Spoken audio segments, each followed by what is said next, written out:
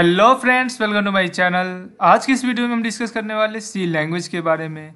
अगर आप इस चैनल पर नए हैं, कृपया चैनल को like, subscribe, bell icon press करना ना भूलें। चलिए वीडियो को करते हैं स्टार्ट।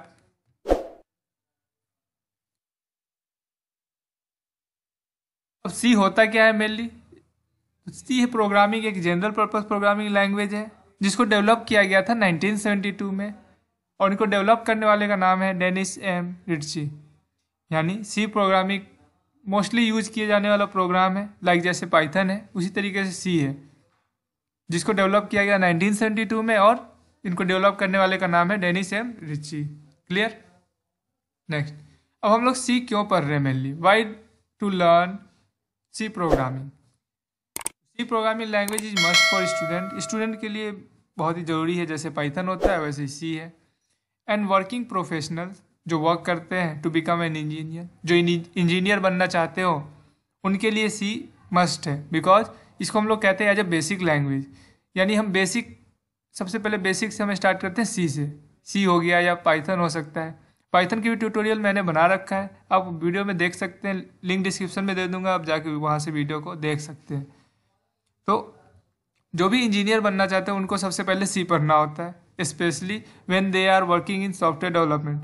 यानी जो भी सॉफ्टवेयर मेकिंग कंपनी है, यानी आईटी फील्ड से रिक्वायरमेंट करते हैं, तो उनको ये सी जानना जरूरी है। तो ये उनके लिए है। कुछ एडवांटेज है इनके सी प्रोग्रामिंग के, देखिए कौन कौन से हैं। Easy to learn and use, जैसे पाइथन आपका ईजी है लर्न समझने के लिए, वैसे सेम सी भी आपका ईजी है।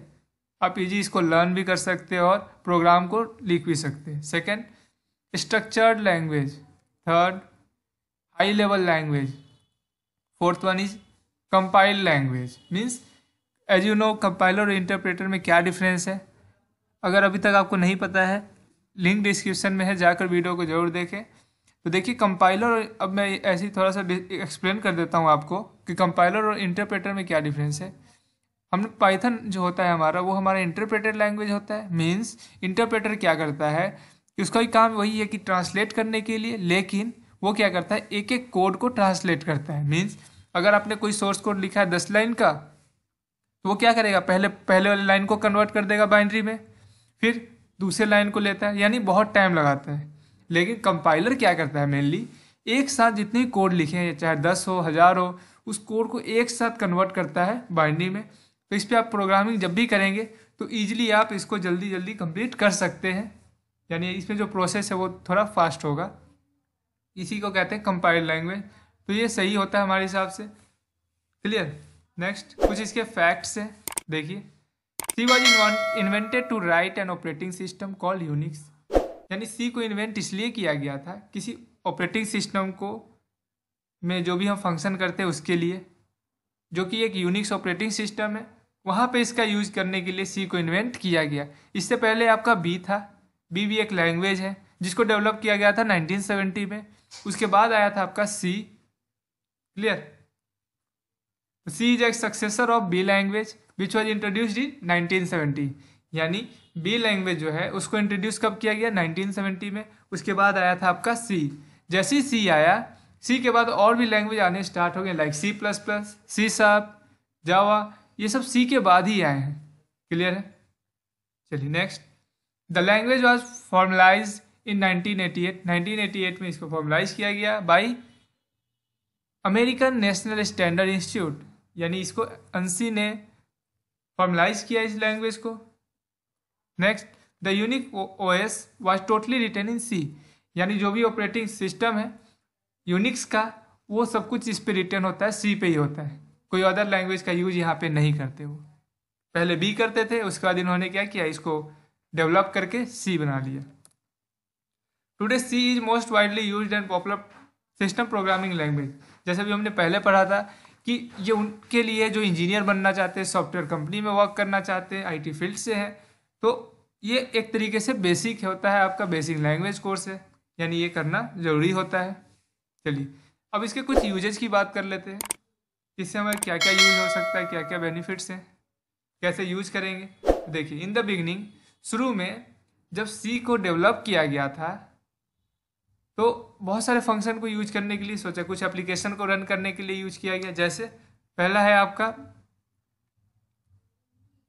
डेटाबेस सिस्टम मीन्स डेटाबेस से कनेक्टिविटी के लिए यूज करने लग गया सी को। Clear. Second, language interpreter. Third, compiler and assemblers. यहाँ पे असेंबलर कौन है असेंबलर मेनली यहाँ पे कन्वर्ट करने के लिए यूज होता है। कंपाइलर के ही पार्ट्स में आते हैं आपके असेंबलर्स। इसी में आता है लिंकिंग, लोडर। तो इसकी वीडियो में नेक्स्ट में बताऊंगा आपको कि कितने टाइप्स के हैं ये। Next one is operating system. Mainly अभी हमने पढ़ा कि यूनिक्स के लिए, यूनिक्स क्या हमारा एक ऑपरेटिंग सिस्टम है, उसके लिए इसको डेवलप किया गया था। और एक है आपका नेटवर्क ड्राइवर्स, यानी नेटवर्क में जो भी ड्राइवर्स लगते हैं उसके लिए। तो ये इसके कुछ यूजेस थे जो कि पहले इसको हम ज़्यादा यूज किया करते थे। एक है आपका वर्ड प्रोसेसर ऑल्सो। क्लियर। चलिए इसके कुछ फीचर्स के बारे में बात कर लेते हैं, क्या क्या फीचर्स है इसमें। तो C is a robust language. Robust का मतलब हो गया मजबूत, मीन्स बहुत ही मजबूत लैंग्वेज है। With a rich set in built in function and operators. Means ये बहुत मजबूत लैंग्वेज है, आप इसका यूज कर सकते हैं किसी भी ओएस को लिखने के लिए। प्रोग्रामिंग बहुत ईजी है। जब मैं इसका एक एग्जांपल आपको करके दिखाऊंगा तो आप इजीली इसको रन कर सकते हैं। चलिए next one is programs written in C are efficient and fast. यानी जो भी आप प्रोग्राम लिखते हैं सी में वो बहुत ही ज़्यादा फास्टली वर्क करता है।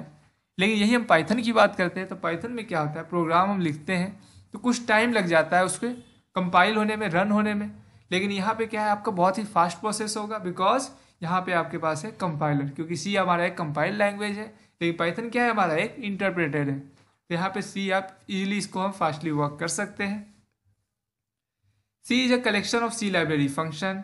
We can also create our function and add it to the C library. Means कि सी के पास बहुत लाइब्रेरी है, यानी आप इसमें जितनी लाइब्रेरी यूज कर सकते हैं प्रिंट करने के लिए या फिर एनी अदर फंक्शन। और कोई भी फंक्शन आपको क्रिएट करना है तो आप यहाँ पे इजीली क्रिएट कर सकते हैं with the help of C library.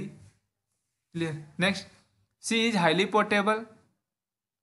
Programmes one written in C can be run at other machine with minor और नो मॉडिफिकेशन। मीन्स अगर आपने किसी भी मशीन पे, मशीन कहने का मतलब है यहाँ पे कि operating system like window operating system हो सकता है, यूनिक्स हो सकता है, लिनक्स हो सकता है, या फिर एप्पल का अलग है, मैक का अलग है। तो अगर आपने प्रोग्राम को बनाया है यूनिक्स पे तो आप उसको कहीं पे भी रन कर सकते हैं, like in Windows, Mac, Linux, Unix, कहीं पे भी। तो इसमें कोई भी डिफरेंस नहीं आता। सी इज इजिली एक्सटेंसिबल, यानी इसमें आप इजीली कहीं पे भी ऐड कर सकते हैं। आई होप फीचर्स में आप कोई डाउट नहीं होगा। चलिए नेक्स्ट वन इज एडवांटेजेस। अब इसके क्या क्या एडवांटेज हैं, देखिए पहला एडवांटेज है C is the building block for many other programming language. यानी सी एक तरीके से कहा जाए तो बेस है, बिल्डिंग ब्लॉक है। यानी जैसे सी आया, सी के बाद नए नए प्रोग्रामिंग लैंग्वेज आने स्टार्ट हो गए, लाइक C++, जावा, C#, ये सब कुछ धीरे धीरे करके आने लग गए। Next, program written in C are highly portable. यानी अभी हमने पढ़ा है कि कहीं पे भी हम रन कर सकते हैं। Several standard function are there like inbuilt that can be use to develop programs. यानी बहुत सारे ऐसे स्टैंडर्ड फंक्शन होते हैं जिसका हम मेनली यूज करते हैं किसी भी प्रोग्राम को डेवलप करने के लिए, रन करने के लिए, या फिर किसी हम सॉफ्टवेयर बनाना चाहते हैं तो उसमें। तो ये सब एडवांटेजेस है इसमें। C programmer collection of C library function. यानी सी प्रोग्राम के अंदर बहुत सारे कलेक्शन है सी लाइब्रेरी फंक्शन के। And it is also easy to add function to the C library. यानी यहाँ पे आप इजीली इसको ऐड भी कर सकते हैं। The modular structure makes code debugging, maintenance and testing easier. यानी यहाँ पे मेंटेनेंस, टेस्टिंग, ये सब कुछ आराम से हो सकता है, डिबगिंग हो सकता है। क्लियर। अब इसके कुछ डिसएडवांटेजेस की बात कर लेते हैं। इसमें डिसएडवांटेजेस क्या क्या है। C does not provide an object oriented programming concept. Means यहाँ पे आपको ऑब्जेक्ट ओरिएंटेड प्रोग्रामिंग कंसेप्ट नहीं दिया जाता है, मीन्स उसका, जिसको हम आगे पढ़ेंगे C# में। क्लियर। ये यहाँ पे एक डिसएडवांटेज है जो कि इसके अंदर नहीं आता। Next, there are no concept of name space in C. लेकिन हम यहाँ पे कोई भी नेम स्पेस का भी यूज नहीं करते सी में। Next, C does not provide binding और wrapping up a data into a single unit. यानी हम एक यूनिट के अंदर हम किसी भी डेटा को बाइंड नहीं कर सकते, रैप नहीं कर सकते हैं। C does not provide constructor and destructor. C जो है ये आपको कंस्ट्रक्टर भी नहीं प्रोवाइड करता और डिस्ट्रक्टर भी नहीं प्रोवाइड करता। ये सब कुछ इसके डिसएडवांटेजेस है। चलिए नेक्स्ट लिमिटेशन। अब इसकी कहाँ तक लिमिट है चलिए उसको देखते हैं। डिफ़िकल्ट टू डिबग, यानी ये डिफ़िकल्ट है डिबग करने में।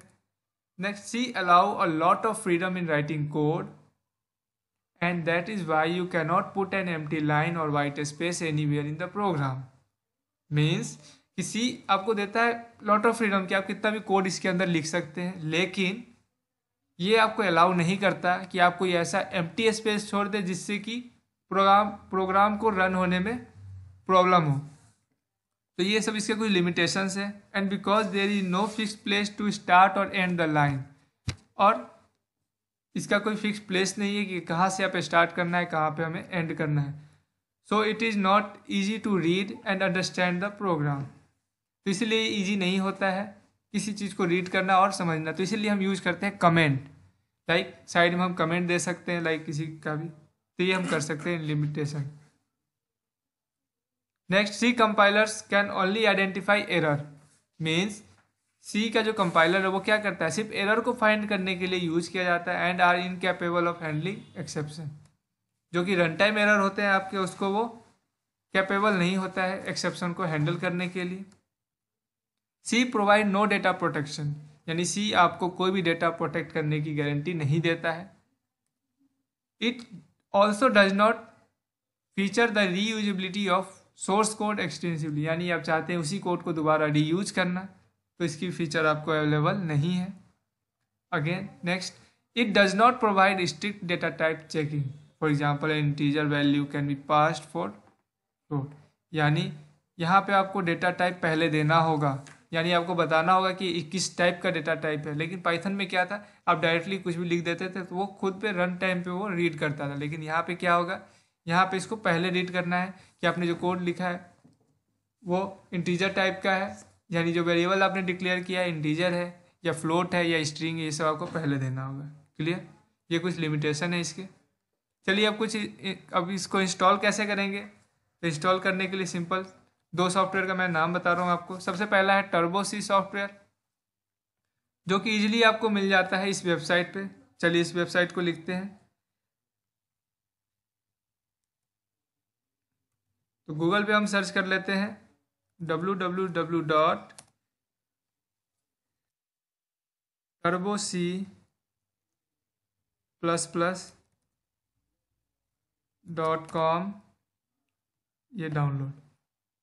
अब जैसे ही डाउनलोड करते हैं तो सबसे ऊपर ही आ जाता है टर्बो C8। ये यहाँ पे किसी भी लिंक पे क्लिक करेंगे तो वो आपका फाइल ओपन हो जाएगा और आप वहाँ से डायरेक्टली डाउनलोड कर सकते हैं। देखिए जैसे हमारे पास है यहाँ पे विंडो, हमें करना है विंडो 10 का, तो विंडो 10 कर लेंगे डाउनलोड। तो यहाँ से आप सॉफ्टवेयर को आप डाउनलोड कर लीजिएगा। क्लियर, हम जो भी प्रोग्रामिंग करेंगे इसी में करने वाले हैं। ठीक है, चलिए दूसरा सॉफ्टवेयर का नाम है आपका देव C++ सॉफ्टवेयर। इसको भी डाउनलोड करने के लिए लिंक पे जाना है आपको www.devc++.com। चलिए मैं दिखा देता हूँ। लाइक सबसे पहले हम आ जाते हैं डॉट,